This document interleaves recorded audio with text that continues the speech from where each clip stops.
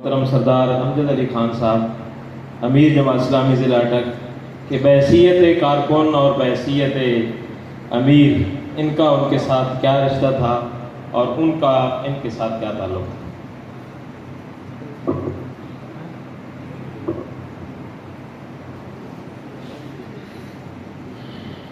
الحمدللہ رب العالمین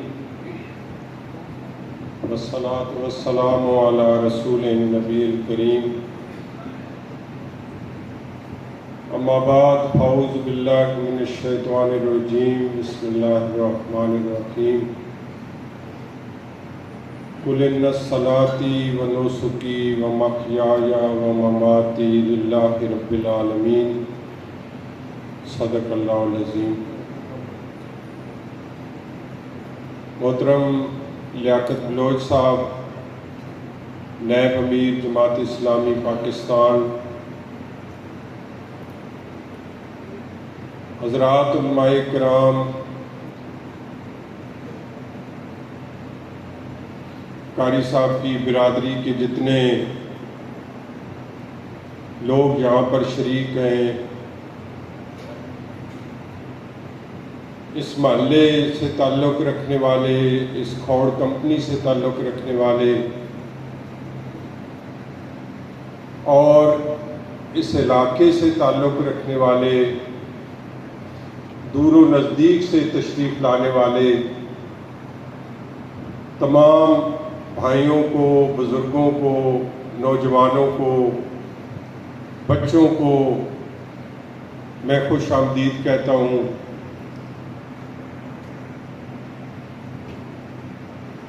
اور آپ سب کا آنا اللہ رب العالمین اپنے ہاں قبول فرمائے۔ حقیقت یہ ہے کہ قاری صاحب کی زندگی، ان کی جدوجہد، ان کی تگ و دو، اس کے اندر ایک نمایاں پہلو جو میں نے جب بھی میں یہاں آیا میں نے وہ چیز دیکھی، اور اسی چیز کی طرف اس دن جنازے پر قاری تاج محمود صدیقی صاحب نے بھی اشارہ کیا تھا کہ انسان کتنی پریشانی کے عالم میں ان کے پاس آئے اور 5-7 منٹ میں اس کی طبیعت کو صاف کر دیتے تھے، اس کی پریشانی کو ختم کر دیتے تھے۔ اتنا اللہ تعالیٰ نے ان کو اخلاق سے نوازا تھا، محبت سے نوازا تھا۔ جماعت کے جتنے پروگراموں کے اندر، مختلف تربیت گاہوں کے اندر وہ ضلعی شورا کے رکن بھی رہے، اس کے اندر بھی کبھی بھی میں نے ان کو کوئی سخت جملہ کہتے ہوئے، کسی پر کوئی تنقید کرتے ہوئے، کسی کو کوئی نشانہ بناتے ہوئے نہیں دیکھا۔ اپنے کھوڑ کے تمام بزرگوں کا، نوجوانوں کا، جتنے بھی ہمارے یہاں پہ ارکان جماعت ہیں،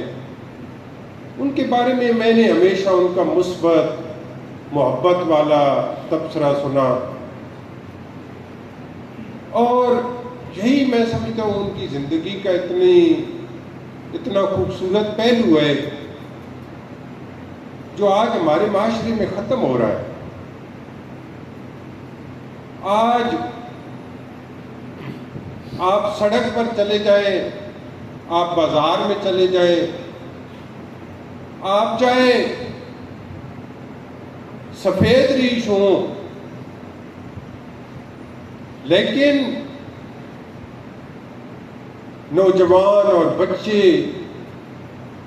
اس انداز سے بعض اوقات لوگوں کے ساتھ آپ کا واسطہ پڑتا ہے کہ انسان حیران ہو جاتا ہے کہ میں کہاں پر آ گیا ہوں جہاں پر کسی سفید ریش کا بھی کوئی احترام نہیں ہے۔ یہ ہماری تنزلی ہے، یہ ہماری مسلسل جو ہے وہ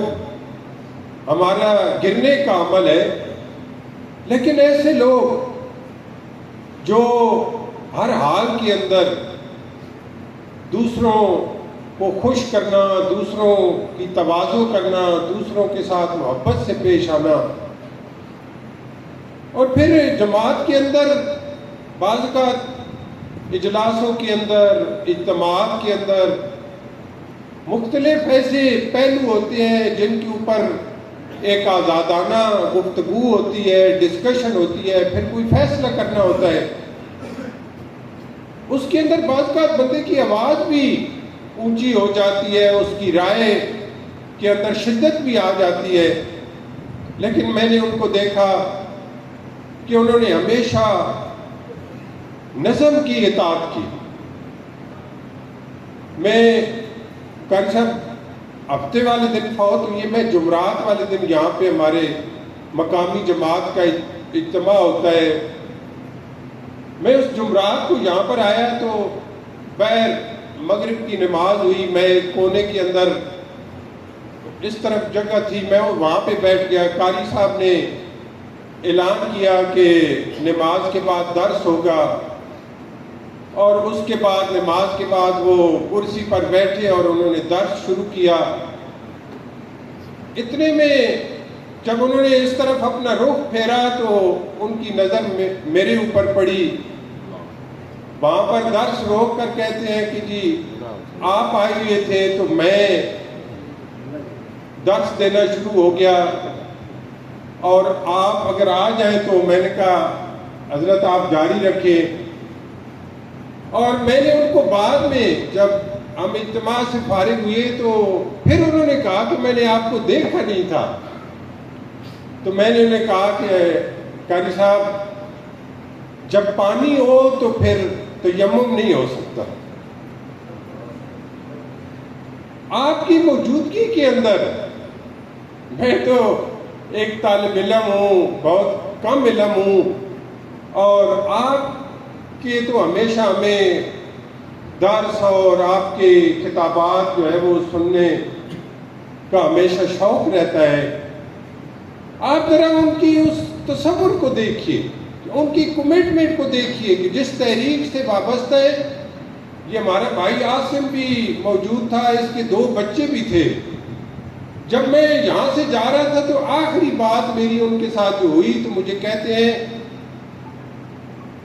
کہ امیر صاحب دیکھیں ہماری 3 نسلیں اس تحریک سے تعلق رکھتی ہیں، یہ بہت بڑی بات ہے۔ قاری صاحب کہتے ہیں میں خود بھی موجود ہوں، میرا بیٹا بھی موجود ہے، یہ 2 بچے، اس کے چھوٹے چھوٹے 2 بچے ہیں، یہ بھی ہمیشہ اجتماع کے اندر شریک ہوتے ہیں۔ اس سے بڑا کسی انسان کا سرمایہ کیا ہو سکتا ہے کہ وہ اپنی اولاد کو بھی وہ تعلیم دے کر جا رہا ہے، اور مسلسل اس بات پہ کوشش کی۔ پچھلے دنوں قاری صاحب کی بچی کی رخصتی تھی، عاصم